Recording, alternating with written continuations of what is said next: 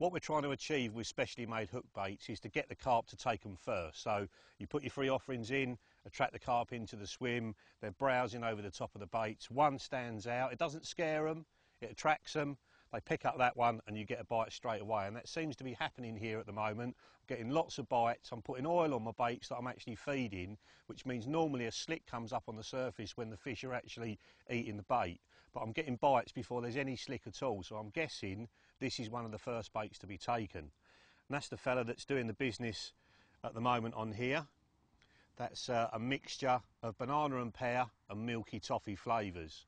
And we're going to look now at how to make your own hook baits and some of the real winning combinations. So these are the ones that I made before I came out here.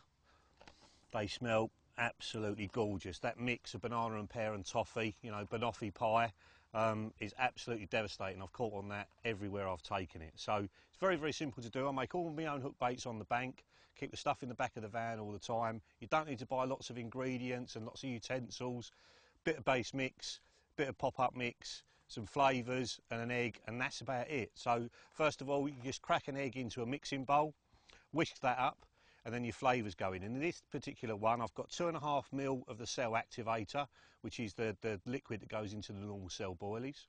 Then I've got 2.5 ml of pear and banana flavour, 5 ml of milky toffee flavour, and then 1 ml of sweet aid.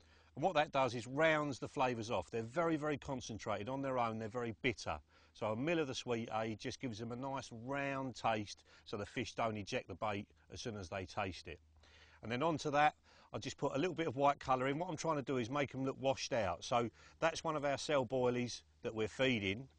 And you can see there, if I compare that to the ones I've got on the hook, it looks washed out. It looks like it's been in the water 12 hours. So we're giving it the effect that it looks old, but it smells more attractive than the rest of it, so hopefully they're going to take it. And white's a really good colour anyway. Get loads of bites on white anywhere I go, whether it's clear water or murky. A little tiny bit of white to give them that sort of creamy colour is absolutely perfect. So you mix all of that up, really mix it thoroughly. The eggs won't really go white to start off with, but as you start to put the base mix in, then they'll start to go white, and then you'll end up with that consistency. And the blend of base mixes is really important. So one of the ingredients is that fella, the Polaris pop-up mix. Normally you'd mix that with eggs and flavour and create a pop-up. What I'm doing is blending that with a bottom bait mix to create a slow sinker, so it only just pops up to the surface, and with a hook on it, the hook will lay flat on the bottom and the bait will just be hovering above it. So I've worked on this quite a bit, and I found that 2 parts of this to 1 1/4 parts of bottom bait mix gives you a nice slow sinker. So basically mix that together in a bag and then put a load of air in the bag and then shake it up so it's thoroughly mixed. If you don't mix it thoroughly, then you'll get some of them that will float really quickly and some that won't float at all. So to get it nice and consistent, give it a proper shake up and add that to your eggs and your flavour that you've already whisked up, a little bit at a time. So make it like a sloppy soup to start off with. You'll see the white colour start to go through it. Add more and more and just keep whisking it with a fork until it goes really sticky. Add more powder, and then I swap to a spoon so I can really push it into the bowl and really mix it through thoroughly. And when it won't stick to the spoon anymore, then I add a little bit more base mix and then just start kneading it with my hands to get to a nice soft dough. So it's not really tacky, but it's not crumbly, it's not breaking up.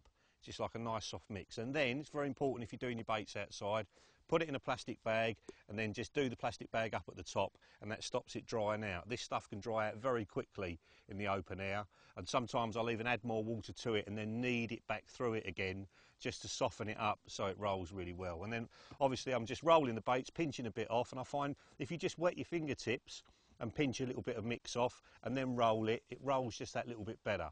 And I've rolled 2 different types of bait with that one mix. So one is just a slow sinker, and the other one I've moulded around a cork ball, so there's a very thin skin around the cork ball, rolled that again, and that gives me a really buoyant pop-up, so I can use a chod rig or any sort of pop-up rig with that as well. It's absolutely perfect for both. I boil them for about 2 minutes, take them out, dry them out, and leave them in the open air and dry them out as much as you can. And I'll keep drying them probably for a week, and then just add in little tiny drips of flavour back onto them, because when you're boiling them, you're boiling some of the flavour away. So a few drips on the outside, it soaks into the bait, a few drips a few days later, and it just keeps soaking in, and then you're getting bursts of flavour. So that's how to make them. Let's have a look at a couple of the others. They look like classic bonbons, but I assure you they don't taste like them. That's got squid and some fruits in it as well, plus a little bit of peachade, which is like sweet aid with a peach flavour in it as well. A little bit of white colouring and a little bit of red gives you that lovely pink sort of washed out colour. That's an absolutely brilliant colour as well. I've found on Gigantica the banoffee ones are doing more bites than the pink ones, so I've got all rods on banoffee now, and that's another thing worth doing. Spread them out on your different rods, see which one gets the bites, and then swap all rods to that. And then these other washed out ones as well that I've got here, again, just a tiny little bit of white colouring in there, and that's got 4 different fruits in it. Got a little tiny bit of grape, tangerine, orange and pineapple, and really it's limited by your own imagination. Put whatever you want in them, and as long as you keep to probably 5 to 10 mil per egg, it really doesn't matter what the combination is. Put tuna with a fruit and see how it works. It might be brilliant.